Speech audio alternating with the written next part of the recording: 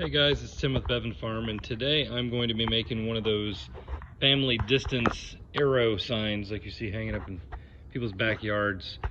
And so what I'm going to do is I'm going to use this 2x4 here as my main post, and then I'm going to use these little planks here. And what I'm going to do is trace out the shape of the arrow that I want on there.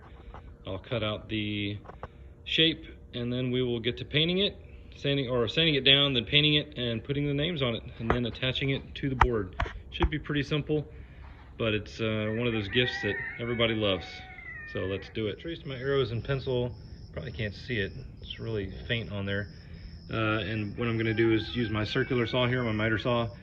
Sorry, this is not a circular saw. Miter saw to cut the shapes for the arrows. Got the pointy end of the arrows done. And so now I'm going to go down here and cut where the tail, the indentation is. Got it marked in pencil there. And yeah, just cut this real quick on my miter saw, and then we'll be ready to sand it down and paint them all cut out to shape. And I got the little arrows and the notches in the end there. So what we're going to do now is just clean this all up, paint it, make it look beautiful, and you guys can do whatever you want, but this is really just how you can do a quick craft for that person you love.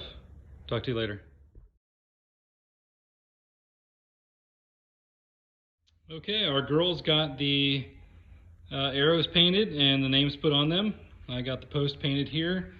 And so what I'm going to do now is just drill some little pilot holes in these arrows for the to mount them to the post here. I just wanted to do that just so I don't have any cracks or anything.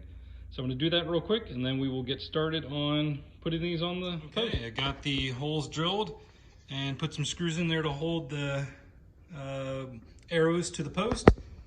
And yeah, I think pretty simple project, but I think it's cool, and I hope that it is enjoyed. Well, anyway, hope this helps you out if you decide you want to build one of these.